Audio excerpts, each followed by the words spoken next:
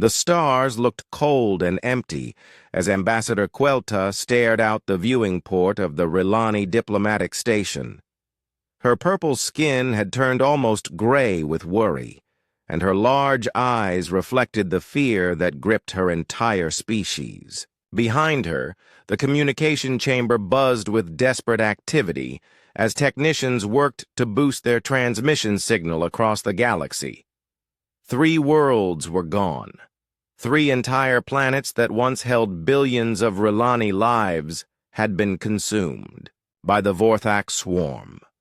The parasitic creatures had turned every living thing into more of themselves, leaving behind only empty husks of rock and metal. Now they were coming for the remaining 9 worlds of the Confederation. Ambassador the Long Range. "Transmitter is ready," said Technician Brelmo, his voice shaking. "We can reach most of the known galaxy with this signal." Quelta nodded and walked to the transmission platform. She had practiced this message dozens of times, but her voice still trembled as she began to speak. The weight of her entire species rested on these words. "To all civilized beings across the stars, this is Ambassador Quelta of the Rilani Confederation. We are a peaceful people who have never harmed another living creature. For 3,000 years, we have lived in harmony with all life, sharing our knowledge of agriculture and medicine with any who asked." She paused, fighting back tears as images of the lost worlds flashed in her mind. Verdant gardens turned to ash, cities of crystal and light reduced to twisted metal, children who would never see another sunrise. But now we face extinction. The Vorthak swarm has consumed 3 of our worlds and grows stronger with each victory. We have no weapons, no armies, no way to fight back. Violence is not in our nature. We are herbivores, farmers, and healers. We know only how to grow life, not how to take it. The ambassador's voice grew stronger as she continued, drawing on the hope that somewhere in the vast galaxy, someone would hear and care enough to help. "We request immediate aid from any species capable of providing it. We need warriors of compassion, protectors who fight against suffering. Please, if you have the power to help gentle beings escape from those who would destroy them, we beg you to come. We can offer knowledge of medicine, farming, and peaceful technologies in return." She looked directly into the transmission device, knowing that her words would travel faster than light to reach distant worlds. "We are not asking you to fight our battles. We only ask for help in moving our people to safety. Send ships that can carry refugees. Send healers for those who have been hurt. Send anyone who believes that peaceful life deserves to exist." The transmission ended and Quelta slumped against the platform. Technician Brelmo approached carefully, his own worry evident in his drooping ears. "Do you think anyone will answer?" he asked. "They must," Quelta whispered. "They must." Halfway across the galaxy, on a blue-green world called Earth, Captain Do-Yun Park sat in the communications center of Terra Defense Command. He was a young officer, only 32 years old, but he had already served in 3 border conflicts. His black hair was cut short in military style, and his dark eyes showed the alertness of someone trained to spot danger. The alien transmission had arrived 3 hours ago, and the translation computers had been working overtime to decode it. Now Park stared at the final translation on his screen, reading it for the 3rd time. "Sir," said Communications Officer Yaren Nam, "should we forward this to Fleet Command?" Park nodded slowly. "Yes, but mark it as priority 1. This sounds like a genuine distress call." He stood up and began pacing, a habit he had when thinking through complex problems. "They're asking for humanitarian aid and refugee transport." classic mercy mission. He read the key phrases again. Warriors of compassion, protectors who fight suffering, help gentle beings escape.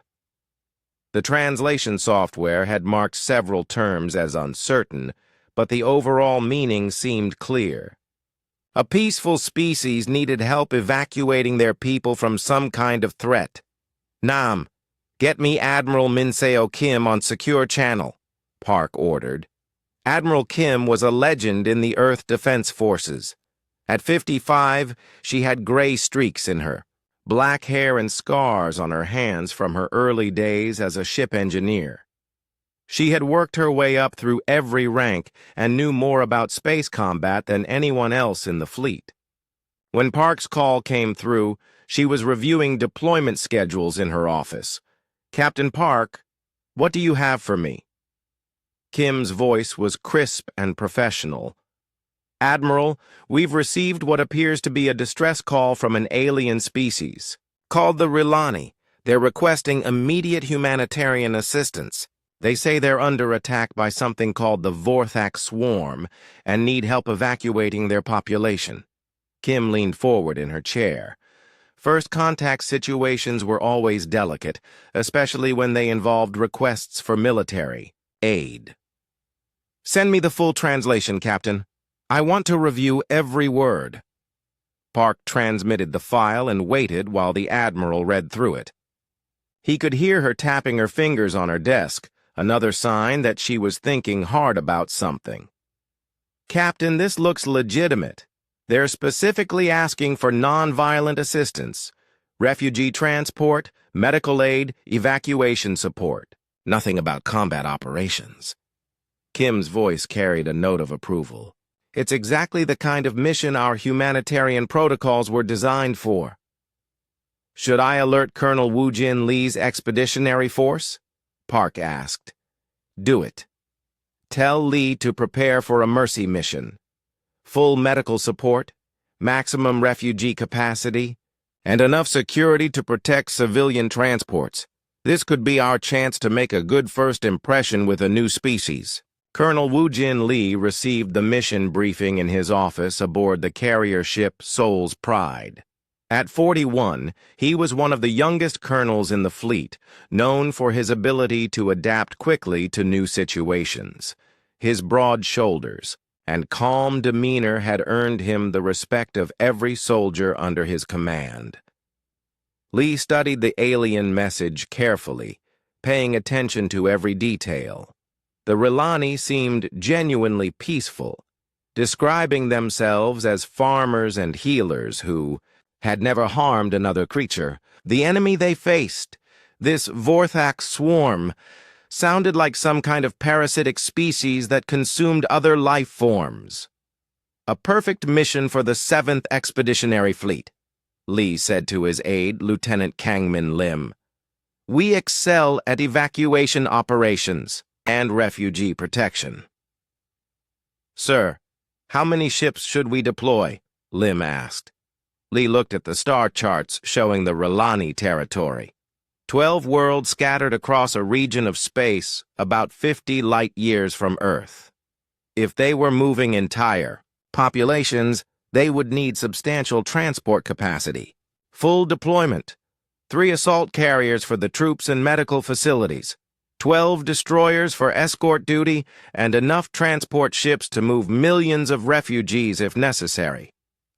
Lee paused, considering the unknown threat these aliens faced. "And Lieutenant, add the Soul's Fury to the fleet." Lim's eyes widened. The Soul's Fury was Earth's newest and most powerful dreadnought, a kilometer-long warship designed to fight entire enemy fleets. "Sir, isn't that excessive for a humanitarian mission?" Lee smiled grimly. "Better to have it and not need it than need it and not have it. If this Vorthak swarm is dangerous enough to threaten an entire species, we should be prepared for anything." Within 6 hours, the 7th Expeditionary Fleet was ready to depart. Medical teams loaded their equipment, engineers. Check the refugee transport systems and security forces prepared to protect helpless civilians. Everyone understood their mission. Save as many Rilani lives as possible. As the fleet prepared to jump to hyperspace, Captain Park sent a reply to the Rilani transmission. "Help is coming! Stay strong!" None of them knew they were about to start the galaxy's most terrifying rescue mission. 3 days after sending their desperate message, the Rilani received an answer that filled their hearts with hope. The transmission came from a species calling themselves humans, from a world called Earth. Ambassador Quelta gathered the ruling council to hear the message together. "Greetings, Rilani Confederation," came the translated voice. "We have received your call for help. The Earth Defense Forces are mobilizing a full humanitarian mission to assist your people. Expect our arrival in 7 standard days. We will bring medical support, refugee transport capacity, and protection for your civilians. Stay strong. Help is coming." The council chamber erupted in grateful chatter. Council leader Thermali, an elderly Rilani with silver-tinged fur, raised his hands for silence. "Blessed news," he said, his voice trembling with emotion. "These humans have heard our plea and chosen to help. They speak of protection and transport, exactly what we need." Quelta felt relief wash over her like a cool river. "They mention medical support and refugee transport. These must be a compassionate species, one that understands the value of peaceful life." But as the translation computers continued working on the human message, some words caused confusion. The humans spoke of defense forces and security escorts and protection protocols. To the Rilani, these terms made little sense. They had no concept of organized violence or military structures. "What do they mean by defense forces?" asked Council Member Velta, tilting her head in confusion. "Perhaps it means those who defend against disease and hunger," suggested another council member. "Maybe they are doctors and food distributors." Quelta nodded, accepting this explanation. It made sense that a helpful species would organize their aid workers into groups. The idea that defense might mean something violent never entered their minds. Meanwhile, on Earth, Fleet Commander Hiram Choi stood on the bridge of Sol's Fury, watching her fleet assemble. At 38, she was the youngest fleet commander in Earth's history, promoted after her brilliant tactics in the Centauri border war. Her sharp eyes missed nothing as she reviewed the deployment. "Status report, Commander Jinsu Han," she called to her tactical officer. "All ships reporting ready, Commander. 3 assault carriers loaded with medical facilities and refugee processing centers. 12 destroyers configured for escort duty. Transport ships capable of moving 2 million beings. And Sol's Fury ready for any threats we might encounter." Commander Choi nodded with satisfaction. It was an impressive force, designed to handle any emergency they might face. The assault carriers could serve as floating hospitals and refugee centers. The destroyers would protect the transports from any hostile forces, and Sol's Fury would serve as the fleet's shield against serious threats. "What do we know about this Vorthax swarm?" she asked. Han consulted his data pad. "Limited information. The Rilani described them as parasitic beings that consume other life forms. They've apparently destroyed 3 Rilani worlds already. No details on their technology or capabilities. Understood. We'll treat them as a hostile force until proven otherwise." Choi looked out at the stars through the main view screen. "The Rilani are counting on us. We won't let them down." Colonel Wu Jin Lee was in the Marine Bay of Sol's Pride, addressing his battalion commanders. Around him stood the cream of Earth's military forces, battle-hardened veterans who had fought in a dozen conflicts across human space. "Listen up," Lee said, his voice carrying clearly through the large chamber. "This is a humanitarian mission. Our primary objective is to evacuate Rilani civilians and get them to safety. But we're also going into unknown territory against an unknown enemy, Major Taehyun." Oh, a stocky man with graying temples raised his hand. "Sir, what kind of resistance should we expect from this Vorthak swarm?" "Unknown, Major. The Rilani say they've lost 3 worlds to them, but they're apparently a peaceful species with no military experience. They might not recognize serious threats that we would spot immediately." Lee paused, making eye contact with each of his officers. "We're going in prepared for anything." Captain Sojin Park, the fleet's chief engineer, spoke up from the back. "Colonel, I've been reviewing the Rilani technical specifications. They have advanced agriculture and medical technology, but no weapon systems at all. None. They've never even designed defensive shields." The Marine officers exchanged glances. A species with no defensive capabilities at all was almost unimaginable to humans. Earth's history was filled with conflict, and even their most peaceful societies maintained some form of protection. "That's why they need us," Lee concluded. "We'll be their shield while they evacuate." In the medical bay, Navy surgeon Yoonji Song was preparing her teams for mass casualty situations. At 35, she had served in 3 war zones and understood the chaos that came with refugee evacuations. Her medical teams were loading trauma equipment, disease treatment supplies, and enough medicines to treat hundreds of thousands of beings. "Doctor, what do we know about Rilani physiology?" asked Chief Medical Officer Gayung Shin. Song pulled up the biological data the Rilani had transmitted. "They're herbivorous mammals, similar to Earth's deer or rabbits in many ways. Carbon-based, oxygen-breathing, similar blood chemistry to humans. Our medical techniques should work on them with minor modifications." "And the Vorthak?" Shin asked. "No data yet. The Rilani descriptions are vague. They call them parasitic and say they consume other beings, but we don't know if that's literal or metaphorical." Song looked troubled. "We need to be prepared for biological warfare scenarios." The medical teams continued their preparations, loading bio-containment equipment and preparing isolation wards.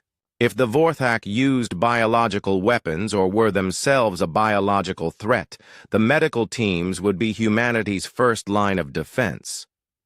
Back on the Rilani homeworld of Veltar, the population was busy preparing for the arrival of their rescuers. They had never hosted aliens before, and the entire planet buzzed with nervous excitement. Quelta worked with local officials to set up welcoming ceremonies and temporary housing for the human aid workers. They prepared large open spaces where the human transport ships could land, surrounded by gardens and peaceful decorations. "The humans will want to see our culture," explained Cultural Minister Novanti. "We should show them our art, our music, our philosophy of peaceful existence." They planned demonstrations of Rilani agriculture, hoping to share their advanced farming techniques with their rescuers. Children prepared songs of gratitude, and artists created beautiful tapestries showing scenes of interspecies cooperation. But as the days passed, disturbing reports came from the outer worlds. The Vorthak swarm was moving faster than expected, consuming resources and growing stronger with each victory. The attack on the Fourth World had begun, and the screams of the dying echoed across communication channels before falling silent. "How long until the humans arrive?" asked Council Leader Thermali, his elderly hands shaking as he reviewed the latest reports. 3 more days, Quelta replied. Their ships should reach our territory by then. Will it be enough time? Quelta looked at the tactical display showing the Vorthak advance. The swarm moved like a living disease, spreading from system to system with terrible purpose. At their current rate, they would reach the core Rilani worlds within a week. It has to be enough time, she said firmly. The humans are coming to help us. They'll know what to do. Neither species understood how wrong their assumptions were. The Rilani expected gentle beings who would help them flee peacefully. The humans expected to find a manageable threat that could be dealt with through standard military procedures. Both were about to learn that the universe was far more dangerous and complicated than either had imagined. As the human fleet continued its journey through hyperspace, their ships loaded with enough firepower to destroy worlds, and as the Rilani prepared flower petals and welcome songs, the Vorthak swarm consumed its 4th world and set its sights on richer prizes. The stage was set for the most misunderstood first contact in galactic history. The human fleet dropped out of hyperspace at the edge of the Rilani system like thunder splitting the sky. One moment the space was empty and peaceful, and the next it was filled with the largest concentration of military power the galaxy had. Seen in centuries, Sol's Fury emerged first, its kilometer-long hull bristling with weapon ports and sensor arrays. The massive dreadnought's dark gray armor reflected the light of the system's star, making it look like a piece of night given solid form. Behind it came the 3 assault carriers, each one larger than most species' capital ships, their bays, filled with fighters and landing craft. The 12 destroyers formed a protective screen around the transport ships, their sleek hulls designed for speed and firepower. Even the transports looked militaristic, their sides reinforced with armor plating and defensive turrets. On the Rilani homeworld of Veltar, every sensor station went crazy at the same time. Technician Brelmo stared at his instruments in horror, watching as contact after contact appeared on his screens. "Ambassador!" he called out, his voice cracking with panic. "Something's wrong! The human ships! They're enormous!" Ambassador Quelta rushed to the sensor station, her purple skin turning pale as she saw the readings. The lead ship alone was larger than their biggest space station, and the weapons signatures. The computer estimated that single vessel carried enough firepower to turn their entire moon into dust. "This can't be right," she whispered. "They said they were coming to help us." Across the system, every Rilani ship and station detected the human fleet and reached the same terrible conclusion. These were not the gentle aid workers they had expected. These were warships, built for destruction on a scale the peaceful Rilani could barely comprehend. On the bridge of Sol's Fury, Fleet Commander Hyerem Choi reviewed the system scans with professional interest. 3 gas giants, 7 rocky planets, 2 of them showing clear signs of advanced civilization. No hostile contacts detected, but her sensors were picking up massive industrial signatures from the outer system. "Commander," reported Tactical Officer Jinsu Han, "I'm reading extensive mining operations in the asteroid belt, large-scale resource extraction, but the technology signatures are strange." "Strange how?" Choi asked. "They don't match Rilani technology at all, and the mining ships—" "They're not ships, ma'am. They're alive." Before Choi could respond, the communication board lit up with incoming transmissions. The voice that came through was high-pitched and trembling with fear. "Human fleet, please respond. This is Ambassador Quelta of the Rilani Confederation. We need to speak with you immediately." Captain Silky Yoon, commanding officer of the escort destroyer Swift Wind, opened the channel from her bridge. At 31, she was known for her diplomatic skills as much as her tactical ability. Ambassador Quelta, this is Captain Yoon of the Earth Defense Forces. We received your distress call and came as quickly as possible. Are you in immediate danger? There was a long pause before Quelta's voice came back, even more strained than before. Captain Yoon, I think there has been a terrible misunderstanding. We asked for help with evacuation and medical aid. We did not ask for this. Yoon frowned, checking her mission briefings. Ambassador, we brought exactly what you requested. Medical facilities, refugee transport capability, and protection for your people. What seems to be the problem? Your ships! Quelta's voice was almost a wail now. They're warships, weapons of destruction. We are a peaceful people. We have never seen such things before. Please, you must leave before the Vorthak detect you. The humans on the bridge exchanged confused glances. Captain Yoon tried to keep her voice calm and reassuring. Ambassador, I understand this might be overwhelming, but we're here to help. Can you explain why our presence would be dangerous? Because weapons make them stronger, Quelta cried. The Vorthak swarm consumes metal and technology. Every ship you've brought, every weapon you carry, it's food for them. You've just delivered the largest meal they've ever seen. A chill ran down Yoon's spine as she began to understand the scope of the misunderstanding. The Rilani had asked for help, but they lived in a galaxy where military force only made problems worse.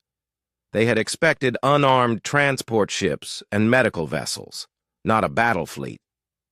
Ambassador, we came prepared to fight if necessary. Are you saying that fighting this Vorthak swarm would be counterproductive? Fighting them is impossible, Quelta sobbed. They take everything you use against them and make it part of themselves. Ships, weapons, even the metal in your armor. It all becomes more Vorthak. The only defense is to run and hide. Commander Choi had been listening to the conversation from her command chair. Now she leaned forward, her strategic mind racing through. The implications. Captain Yoon, get me a full briefing from their ambassador. I want to understand exactly what we're dealing with. She turned to her sensor officer. And keep those scans running on those mining operations. Something tells me we're about to get a closer look at our enemy. On Veltar, Quelta was surrounded by panicking officials. The welcoming ceremonies had been canceled, the flower petals scattered by the wind from evacuation shuttles. The Rilani were preparing to flee their own homeworld rather than face what they saw as certain doom. How could we have been so wrong? Council Leader Thermali asked, his aged hands shaking as he watched the human fleet on the viewing screens. We asked for protectors who fight suffering. They sent us dealers of death. Cultural Minister Novanti was weeping openly. Look at those ships. Each one could destroy our civilization. What kind of people build such horrible things? Quelta tried to maintain some composure, though her own fear was overwhelming. Perhaps they come from a violent galaxy. Maybe where they live, such weapons are necessary for survival. Then they will doom us all, Thermali said grimly. When the Vorthak see what they've brought, they will come here with hunger beyond anything we've faced before. The ambassador forced herself to continue the communication with the humans, though every instinct told her to run. If there was any chance of convincing them to leave before it was too late, she had to try. Captain Yoon, she said, her voice steadier now, I must make you understand the situation. The Vorthak swarm is not like other enemies you may have fought. They are a collective organism that grows by consuming other life forms and technology. Every battle fought against them makes them stronger. Every weapon used feeds their expansion. Captain Yoon's response came quickly. Ambassador, we appreciate the warning, but we've faced adaptive enemies before. Our mission is to protect your people and help evacuate them if necessary. We won't abandon you to face this threat alone. Quelta felt a mixture of gratitude and terror. These humans seemed genuinely committed to helping, but they didn't understand that their very presence had just doomed the entire system. Captain, with respect, you don't understand. We have observed the Vorthak for months now. They are not merely adaptive, they are transformative. They turn everything they touch into more of themselves. Your ships, your weapons, even your people. If they are captured, all becomes part of the swarm. There was a pause before Yoon responded. Ambassador, are you saying they assimilate other beings? Yes, exactly. They take the knowledge, the skills, the very essence of what they consume, and add it to their collective. If they capture even one of your ships, they will learn everything about human technology and military tactics. Then they will use that knowledge to build more of themselves. On Seoul's Fury, Commander Choi was beginning to grasp the true scope of the threat. An enemy that grew stronger from conflict was a nightmare scenario for any military force. But she was also beginning to understand something else, something that might give them an advantage. Captain Yoon, she said over the command channel, ask the ambassador about the Vorthak's origin. Where did they come from? How did they start? Yoon relayed the question, and Quelta's answer chilled everyone who heard it. They were once like us, Captain. A peaceful species that lived in harmony with nature. But something changed them, corrupted them. Now they exist only to consume and grow. They are what any species becomes when it loses its connection to life itself. Commander Choi stared out at the mining operations in the outer system, watching the organic ships strip asteroids down to nothing. An enemy that consumed everything, that turned peace into hunger, that grew stronger from every battle. For the first time since receiving the Ralani distress call, she wondered if her fleet was powerful enough to handle what was coming. But it was too late to leave now. The Vorthak had already detected them. The alarm that rang through Seoul's Fury was unlike anything the crew had heard before. It wasn't the sharp, urgent tone of a standard battle alert. Instead, it was a deep, pulsing sound that seemed to come from the ship's very bones, as if the vessel itself was afraid. "Contact!" shouted sensor specialist Dong-Yun Kang, his hands flying over his instruments. "Multiple contacts emerging from the outer system. I'm reading. Commander, this can't be right." Fleet Commander Hiram Choi strode to the sensor station, her expression grim. "Report, Specialist." "Ma'am, I'm showing over 300 individual contacts, but they're not moving like separate ships. They're moving like parts of a single organism. And the size readings..." Kang's voice trailed off as he double-checked his instruments. "What about the size readings?" Choi demanded. "The largest contact is showing as 15 kilometers long, ma'am. That's not a ship. That's a floating city." On the main view screen, the edge of the star system began to darken as something massive moved between the fleet and the distant stars. At first, it looked like a shadow or a cloud of space dust. But as the minutes passed, the shadow took on shape and texture. The Vorthak swarm was nothing like any fleet the humans had ever encountered.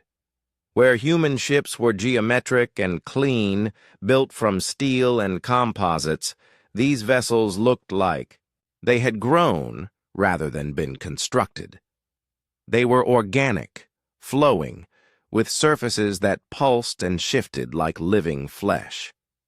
The largest ship, if it could be called a ship, resembled a massive tumor floating through space. Its surface was covered with what looked like veins and arteries, and smaller vessels hung from it like parasites feeding on a host. The entire formation moved with an unsettling rhythm, as if breathing. "By all the gods," whispered Tactical Officer Jinsu Han. "What are we looking at?" Commander Choi had seen many horrors in her military career, but nothing had prepared her for this. The Vorthak swarm looked like a disease-given form, a cancer that had learned to travel between stars. On the communication channel, Ambassador Quelta's voice was barely audible through her terror. "They found you. The Vorthak are coming. Please, human fleet, you must retreat now before it's too late." "Ambassador," Captain Yoon replied from her destroyer, "we're not leaving your people behind. How long do we have before they reach the inner system? At their current speed, perhaps 6 hours. But, Captain, you don't understand. They're not just coming to attack. They're coming to feed. Your ships represent more resources than they've seen in years. They will not stop until they have consumed everything." From the command bridge of the largest Vorthak vessel, a voice that was thousands of voices spoke into the void. Swarm Lord Krulmath had been many beings once: Rilani farmers, alien traders, the crew of destroyed ships. Now they were all part of the collective consciousness that drove the swarm forward. "New metal bearers," the merged voices said, the words carrying across space through bioelectrical transmission. "Strong metal, sharp metal, much feeding to be done." The Swarm Lord had absorbed the memories and knowledge of hundreds of species over the centuries. It knew about ship designs, weapon systems, tactical formations, but these new arrivals showed configurations it had never seen before. The metal tasted different in its extended senses, denser, more complex. Much learning to be done as well. Krulmath continued, "These metal bearers think different. We will taste their knowledge and add it to our own." Around the command ship, the smaller vessels of the swarm began to organize themselves into attack formations. But these were not the rigid battle lines that most species used. Instead, they moved like a living organism, flowing and adapting to the situation with organic intelligence. On Seoul's Fury, Marine Colonel Woo Jin Lee was addressing his battalion commanders in the war room. The holographic display showed the approaching Vorthak fleet in all its terrible detail. "Gentlemen, ladies, we have a problem," Lee said, his voice calm despite the circumstances. "We came here expecting to fight a conventional enemy. Instead, we're facing something that appears to be part biological weapon, part nanite swarm, and part nightmare fuel." Major Tae-hyun. Oh leaned forward in his chair. "Sir, the Rilani said that conventional weapons only make the swarm stronger. How do we fight something like that?" "We adapt," Lee replied simply. "It's what humans do best." He gestured to the tactical display. "The Vorthak expect their enemies to behave like the Rilani, peaceful beings who run when faced with superior force. They've never fought a species that evolved from predators." Captain Sojin Park, the fleet's chief engineer, raised her hand. "Colonel, I've been analyzing the sensor data from their ships.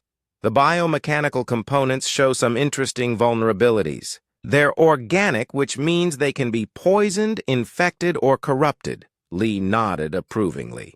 "Explain." "Well, sir, if they absorb other technologies and biological matter, they might also absorb things that are harmful to them. Viruses, toxins, programmed nanites designed to disrupt rather than construct." "You're thinking biological warfare," Lee said. "I'm thinking Earth warfare," Park corrected. We've been fighting bacteria, viruses, parasites, and toxic organisms for millions of years. Our planet taught us to be very creative when it comes to biological threats.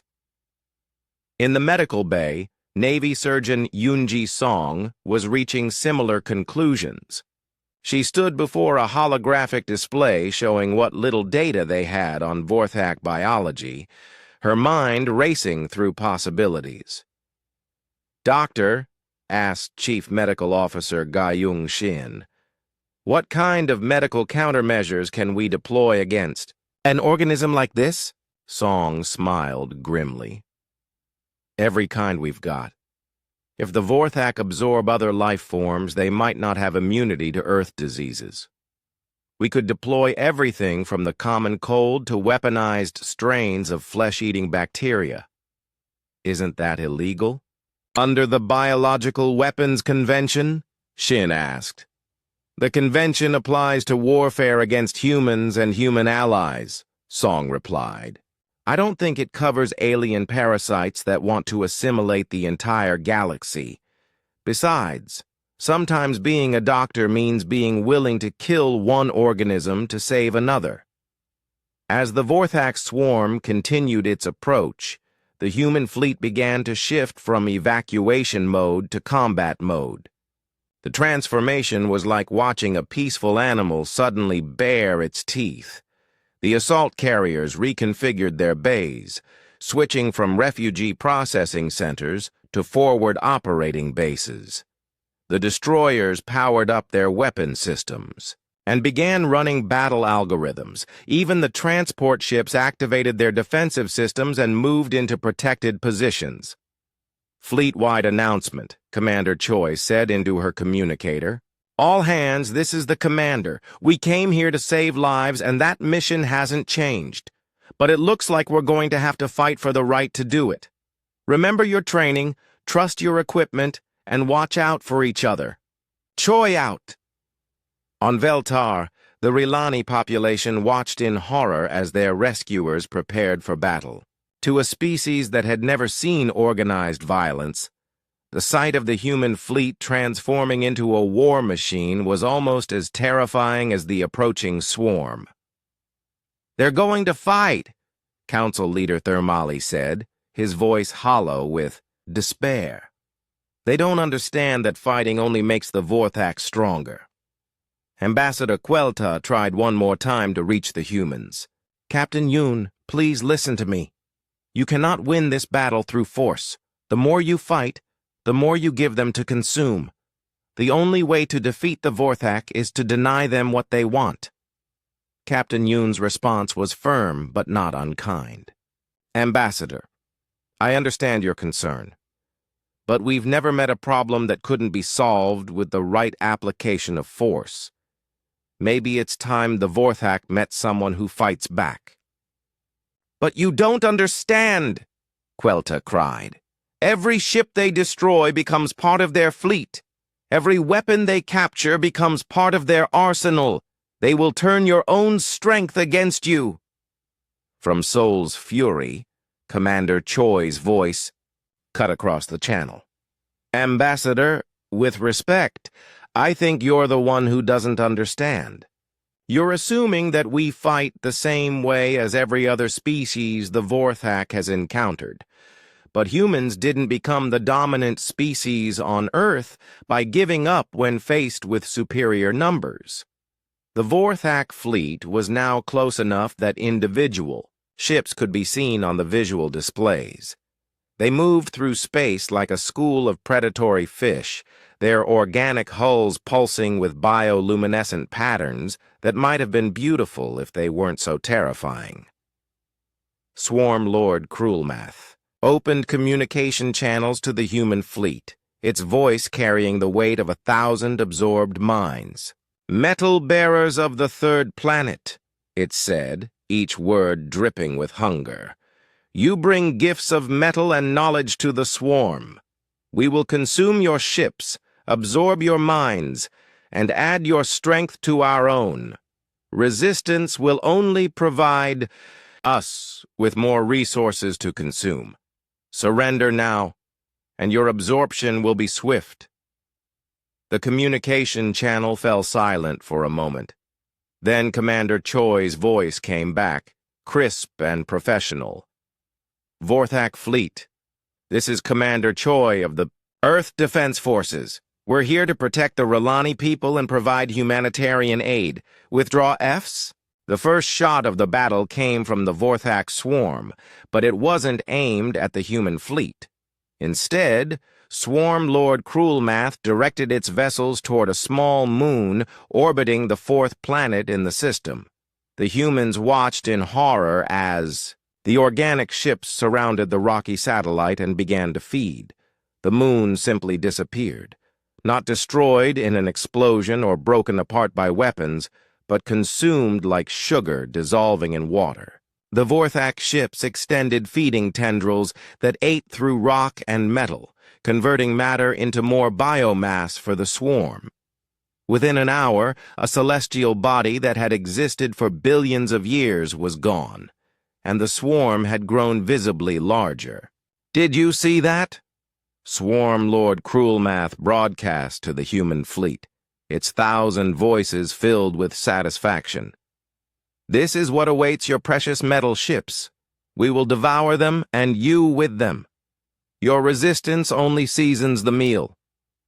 Soul's Fury, Commander Hiram Choi, watched the display with the cold calculation of a veteran warrior. She had seen the swarm demonstrate its power, and now she understood the scale of the threat they faced. But she also saw something the Vorthak didn't expect. Fleet Tactical, she announced over the command channel. The enemy has just revealed their primary weakness.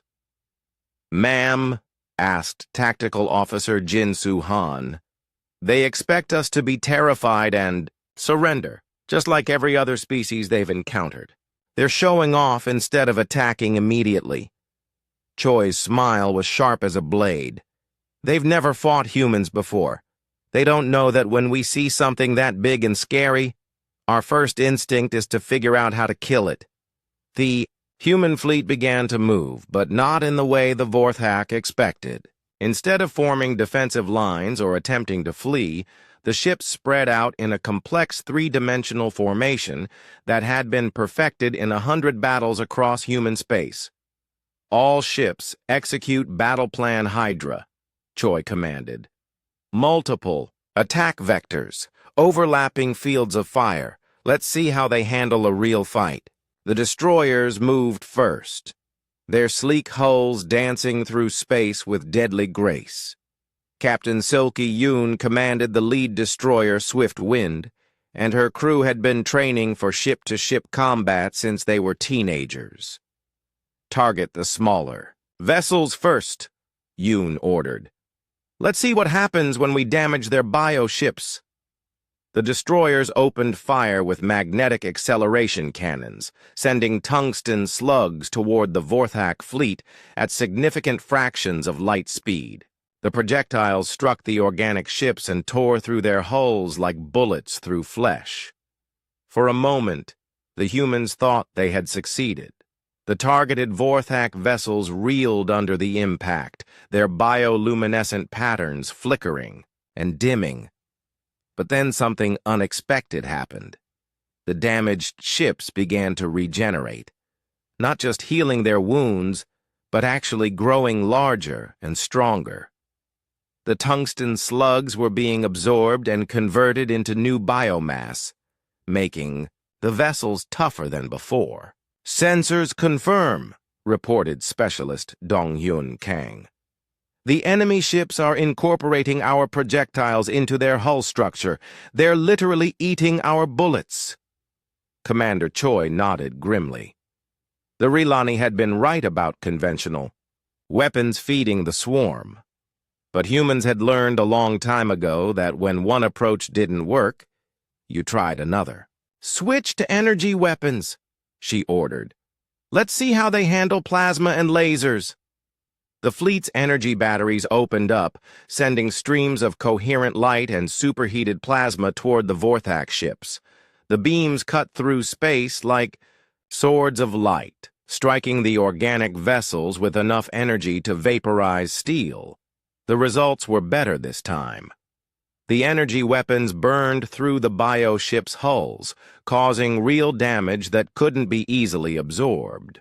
But the swarm adapted quickly, extending reflective surfaces and energy-dampening fields that reduced the effectiveness of subsequent attacks. "They're learning," observed Captain Sojin Park from her position in the engineering section. "Each attack teaches them how to defend against the next one." Marine Sergeant Taehyun Oh was watching the battle from the Marine Bay, his weathered face grim. "Colonel Lee, sir. Permission to suggest a different approach?" Colonel Woo-Jin Lee looked up from his tactical displays. "Go ahead, Sergeant." "Sir, we're fighting them like they're ships. But they're not ships. They're animals. Big spacefaring animals." O gestured toward the view screen where the Vorthak vessels writhed through space. "And humans have been hunting animals for millions of years." Lee's eyes lit up with understanding. "You're thinking biological warfare. I'm thinking ecosystem. Disruption, sir. Every predator has natural enemies. Every organism has something that can kill it." O's grin was wolfish. "Earth didn't just teach us to be predators. It taught us to be the kind of predators that make other predators extinct." In the medical bay, Navy surgeon Yoonja Song had reached the same conclusion. She stood before a table covered with sealed containers, each one holding a different nightmare. "From Earth's biological arsenal." "Doctor?" asked Chief Medical Officer Ga-Young Shin. "Are you sure about this? We're talking about releasing Earth pathogens into an alien ecosystem." "That's exactly what I'm talking about," Song replied, her voice steady despite the magnitude of what she was proposing. "The Vorthak absorb other life forms, but they've never encountered Earth life. They have no immunity to our bacteria, our viruses, our toxins." She picked up one container, holding it carefully. "This contains a modified strain of flesh-eating bacteria. Another holds a virus that attacks neural tissue. This one has spores from a fungus that dissolves organic matter at the molecular level." "My God," Shin whispered. "You're talking about biological genocide." "I'm talking about pest control," Song corrected. "The Vorthak are a disease that's infected the galaxy. Sometimes the only way to cure a disease is with another disease." Commander Choi's voice echoed through the ship's communication system. "All departments prepare to deploy unconventional weapons. Engineering, I want those bio-warfare torpedoes ready for launch. Medical, prepare your pathogen dispensers. We're going to show the Vorthak what happens when they mess with a deathworld species." The term deathworld was one that humans had, learned from their first contact with alien species years earlier. To most of the galaxy, Earth was classified as a nightmare planet where evolution had gone wrong. It was a world where everything was designed to kill everything else, where life survived only by becoming more dangerous than its environment. Captain Park led her engineering teams in preparing the bio-warfare torpedoes. These were special weapons that Earth had developed for fighting hostile alien ecosystems. Instead of explosives, they carried biological agents designed to disrupt organic matter. "Loading torpedo tubes with pathogen packages," Park reported. "We've got everything from prion diseases to acid-producing bacteria. If the Vorthak want to absorb our weapons, let's give them something that will give them indigestion." The torpedoes launched silently through space, their trajectories calculated to penetrate the Vorthak fleet's defensive formations. Unlike the kinetic weapons and energy beams, these projectiles weren't designed to destroy their targets immediately. Instead, they were designed to infect them. When the first torpedo struck a Vorthak vessel, it released a cloud of microscopic organisms into the ship's biomechanical systems.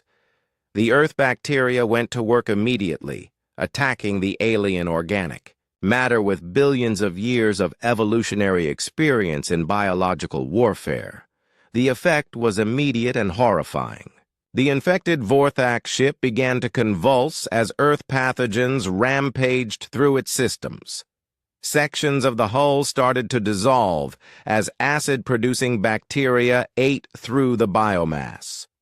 Other areas became covered with fungal growths that spread like cancer through the vessel's organic components. "Direct hit on target Alpha," reported Tactical Officer Hahn. "The enemy vessel is showing signs of massive biological contamination." Swarm Lord Cruelmath felt the death of the infected ship like a wound in its collective consciousness. The absorbed beings that made up its mind screamed in unison as they experienced something they had never encountered before: a predator that hunted predators. "What poison is this?" the Swarm Lord broadcast, its 1,000 voices filled with confusion and pain. "What manner of beings carry such weapons?" Commander Choi answered personally. "We're humans from Earth, and Earth taught us that everything can be killed if you know how. You want to absorb our technology? Try absorbing the most dangerous ecosystem in the galaxy." More biowarfare torpedoes struck the Vorthak fleet, each one carrying a different biological nightmare. Ships that had been growing larger and stronger began to wither and die as Earth's microscopic warriors did what they did best: consume other life forms more efficiently than anything else in the universe. For the first time in its existence, the Vorthak swarm encountered something more ruthless than itself. The humans weren't just using biological weapons. They were using biological weapons designed by the most lethal evolutionary process in known space. The battle was far from over, but the rules had just changed completely. The asteroid belt between the 4th and 5th planets had become a graveyard of Vorthak vessels, their organic hulls dissolving into clouds of dead biomass that drifted through space like cosmic fog. But Commander Hiram Choi wasn't satisfied with just defeating the main fleet. Her sensors showed dozens of smaller contacts scattered throughout the system: breeding pods, supply vessels, and scout ships that were trying to escape. "Fleet Tactical," she announced over the command channel. "We're transitioning to hunter-killer operations. No Vorthak vessel leaves this system alive. The human fleet split into smaller groups, each one assigned to hunt down the remaining swarm." Elements.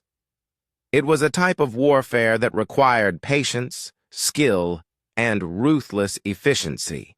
Exactly the kind of fight that humans excelled at. Pilot Dong-Hyun Kang led a squadron of fighters through the dense asteroid field, his instruments scanning for any sign of Vorthak activity. The organic ships tried to hide among the rocks, using their biocamouflage to blend with the natural debris, but human sensors were designed to detect life signs. "Contact," reported his wingman over the comm. "Bearing 27 Mark IV. Looks like a breeding pod trying to nest in asteroid Sigma 7. Kang adjusted his fighter's course and accelerated toward the target. Through his cockpit window, he could see the Vorthak vessel, a bulbous, womb-like ship that pulsed with internal activity. It was trying to burrow into the asteroid's surface, preparing to spawn a new generation of swarm creatures. "Not on my watch," Kang muttered, arming his biowarfare missiles. The projectiles struck the breeding pod and immediately released their payload of Earth pathogens. The vessel's organic armor began to dissolve within seconds, exposing the developing spawn inside to the vacuum of space. "Breeding pod neutralized," Kang reported. "Moving to next target." Throughout the asteroid belt, similar scenes played out, as human fighters systematically eliminated every trace of Vorthak presence. The pilots worked with cold efficiency, showing no mercy to creatures that had shown no mercy to their victims. On the surface of the fifth planet's largest moon, Colonel Wu Jinli's Marines were conducting ground operations against a Vorthak forward base. The organic structures looked like tumors growing from the moon's rocky surface, connected by veins of biomechanical conduits that pulsed with alien life. "Fire teams Alpha and Beta, advance on the primary structure," Li commanded, his power, armor protecting him from the toxic atmosphere the Vorthak had created. "Charlie and Delta, secure the perimeter and watch for escape pods." Marine Sergeant Tae-hyun Oh led his squad through the nightmare landscape, their weapons loaded with concentrated bacterial solutions. Every shot they fired was designed not to destroy, but to infect and consume.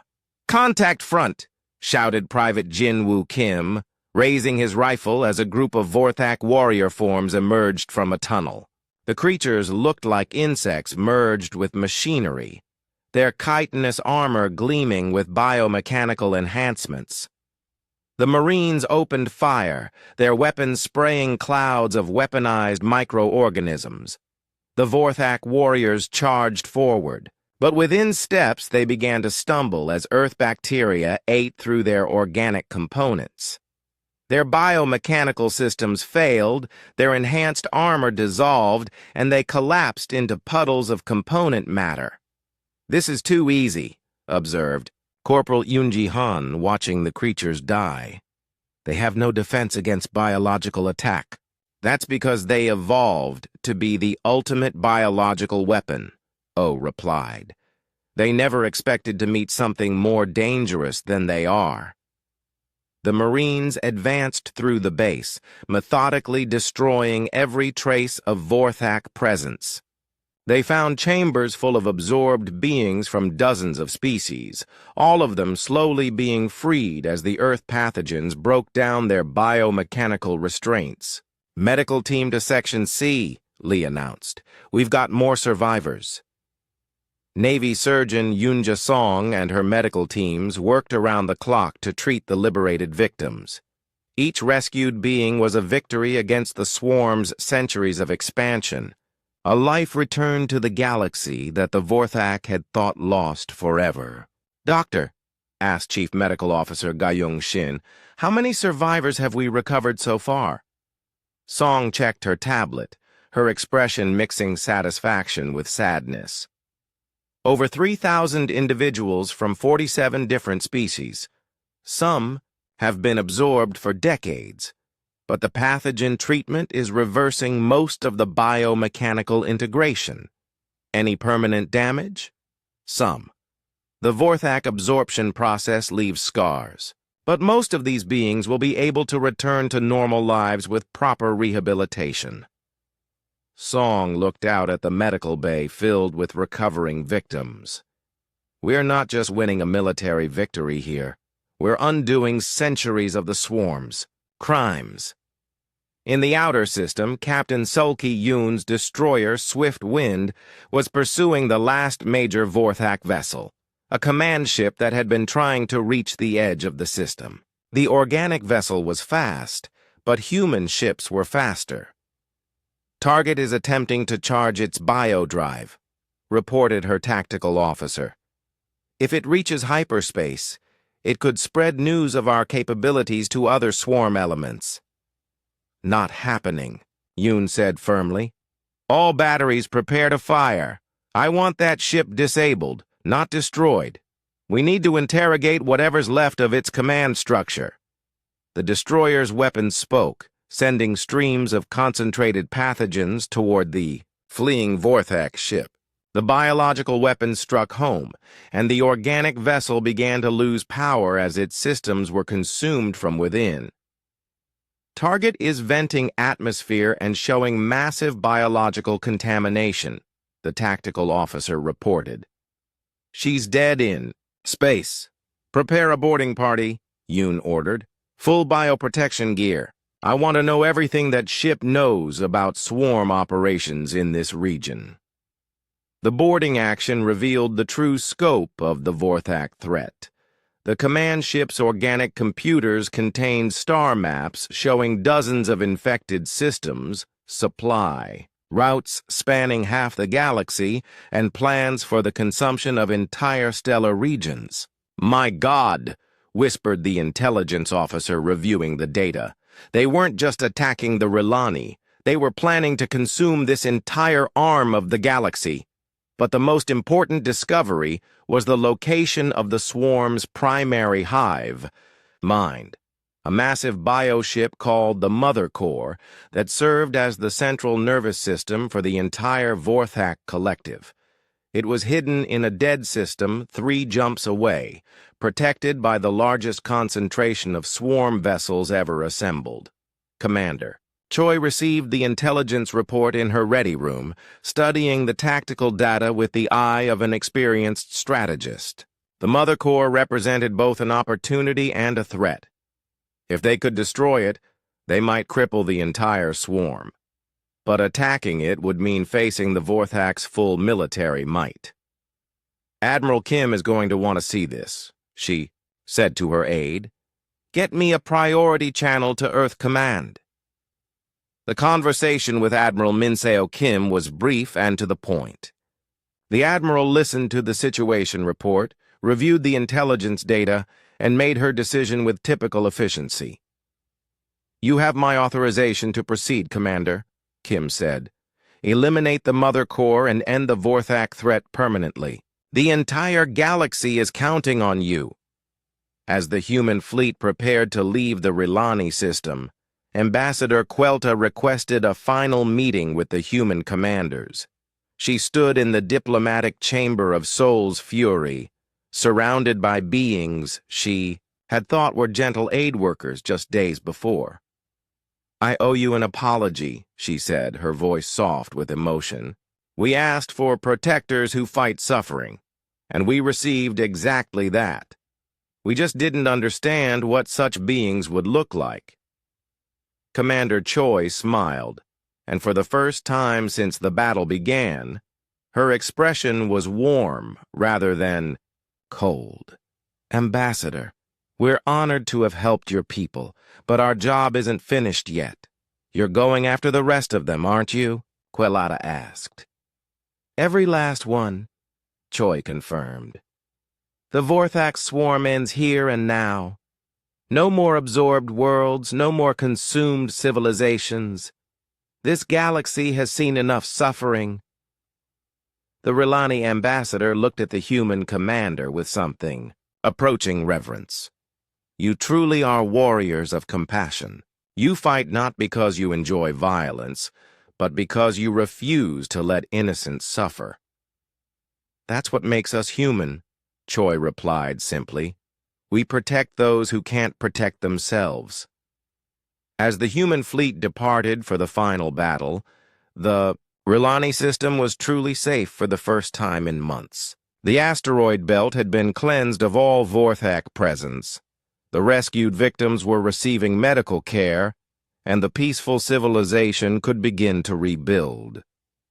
But in the deep space between the stars, the Mother Core waited, surrounded by the largest Vorthak fleet ever assembled. The final battle would determine not just the fate of the swarm, but the future of every peaceful species in the galaxy.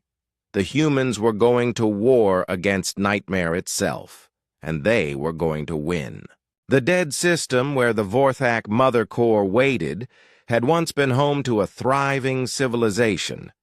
Now it was a tomb of consumed worlds, their surfaces stripped bare and converted into biomass for the swarm.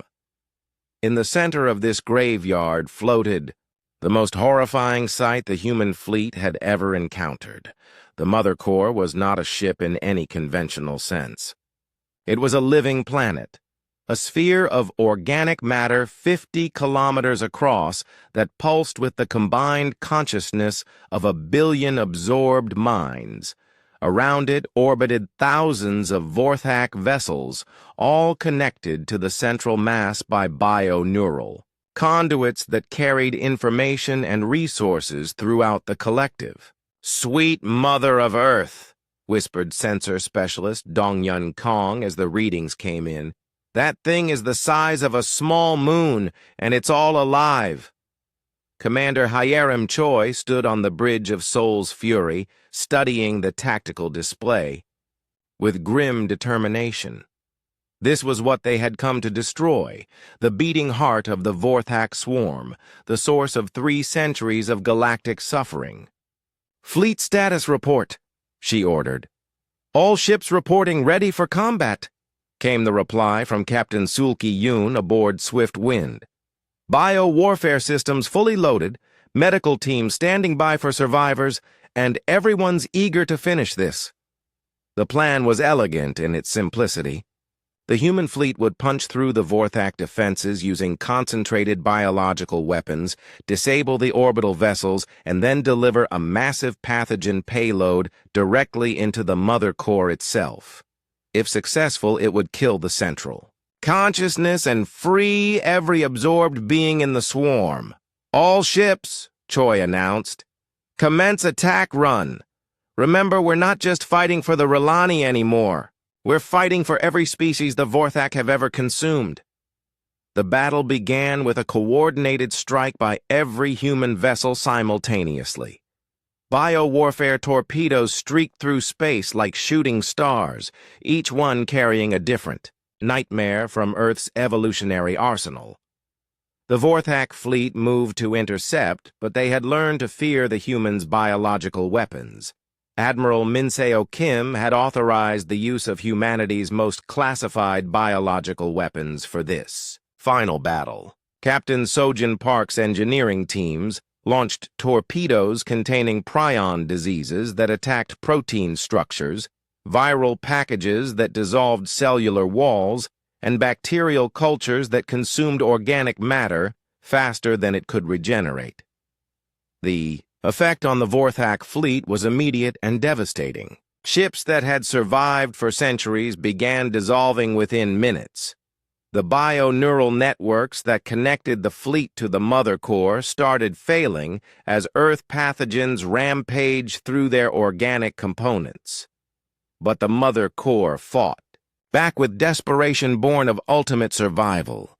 It began sacrificing its own orbital vessels, converting them into massive projectiles that it hurled at the human fleet. The organic missiles carried suicide bombers, Vorthak warriors who had volunteered to die in order to deliver biomechanical viruses to the human ships.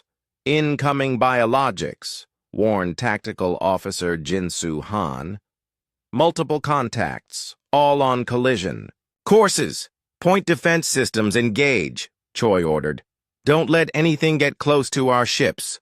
The human fleet's defensive systems opened fire, destroying the incoming organic missiles with laser and plasma weapons. But some got through, impacting human vessels and releasing clouds of Vorthak bioweapons. For a moment, it looked like the swarm might gain the upper hand. The biomechanical viruses began attacking the human ship's organic components, the food supplies, the air recycling systems, even the humans themselves. But the Vorthak had made a critical error. They had designed their weapons to attack peaceful species with no biological defenses. Humans, however, came from a world where biological warfare was a constant fact of life. "Medical teams to all affected areas," announced Navy Surgeon Yoon Ja-song over the fleet communication system. "Deploy broad-spectrum antibiotics and antiviral treatments. These Vorthak pathogens are nothing compared to what we deal with on Earth." The human immune systems, strengthened by millions of years of evolution on a death world, shrugged off the Vorthak bioweapons like they were common colds. The ship systems, designed with biological contamination in mind, contained and neutralized the alien viruses within hours.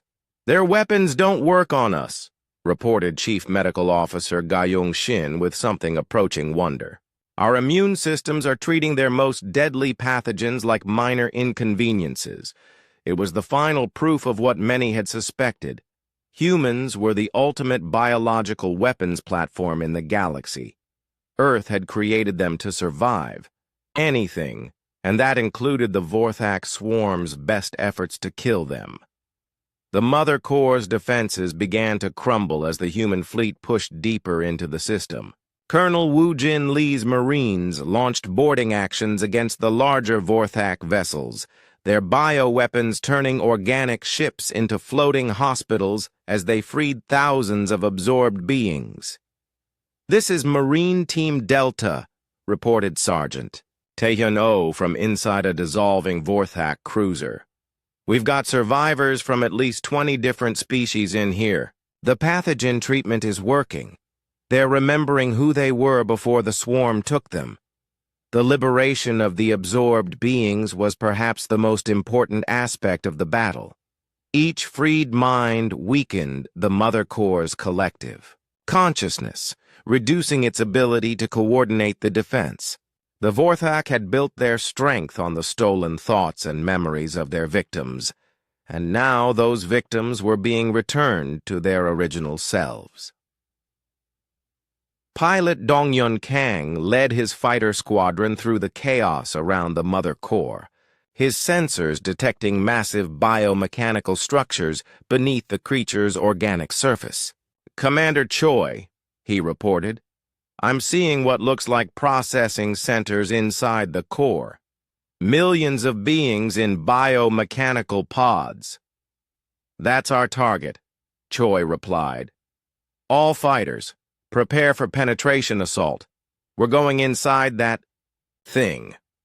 The final phase of the battle was unlike anything in military history. Human fighters and bombers actually flew into the Mother Core through massive pores in its surface, navigating through organic corridors the size of city streets. Inside, they found a nightmare landscape of biomechanical processing centers where absorbed beings were held in suspended animation. The biowarfare weapons the humans deployed inside the Mother Core had an effect beyond anything they had expected. As the Earth pathogens spread through the creature's internal systems, millions of absorbed beings began to wake up simultaneously. The collective consciousness that had controlled them for centuries started to fragment and collapse. From her position on Soul's Fury, Commander Choi felt the moment when the Mother Core's central mind finally died. It wasn't an explosion or a dramatic collapse. It was simply the sudden silence of a billion voices that had been screaming in unison for 300 years. "All contacts have ceased hostile activity," reported sensor specialist Kang. "The entire Vorthak fleet is going dormant." The battle was over. The Vorthak swarm, which had terrorized the galaxy for centuries, had been completely eliminated in less than a week by a single human fleet. In the aftermath, the scale of the human victory became clear. Over 5 million beings from hundreds of different species had been freed from Vorthak absorption. Entire civilizations that had been thought extinct were discovered to be alive and recoverable inside the organic processing centers. But perhaps more importantly, the galaxy had learned something about the species from Earth. Ambassador Quelta, who had accompanied the fleet as an observer, found herself trying to understand beings who seemed to embody every contradiction imaginable. "Captain Yoon," she said during the post-battle briefing, "I must ask you something that has been troubling me. How can your people be so gentle with those you save and so ruthless with those you fight?" Captain Sulki Yoon smiled, and her expression was both warm and sad. "Ambassador, that's what makes us human. We learned on Earth that sometimes the only way to protect innocent life is to be willing to end guilty life. We don't fight because we enjoy it. We fight because some things are worth fighting for." "But the weapons you used," Quelta pressed. "The biological horrors you unleashed. How do you live with such destructive power?" "The same way a doctor lives with poison," interjected Navy Surgeon Song, who was treating rescued Vorthak victims in the medical bay. Sometimes the only way to cure a disease is with something equally dangerous. The Vorthak were a cancer on the galaxy, and we were the chemotherapy.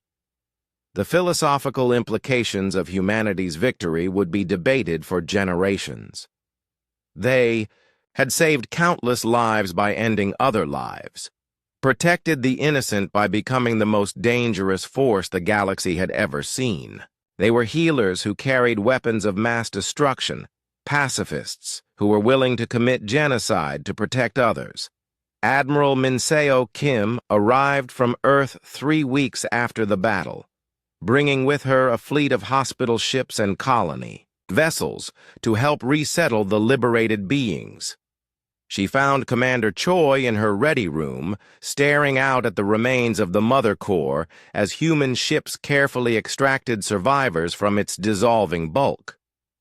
"Status report, Commander," Kim said, taking a seat across from her subordinate.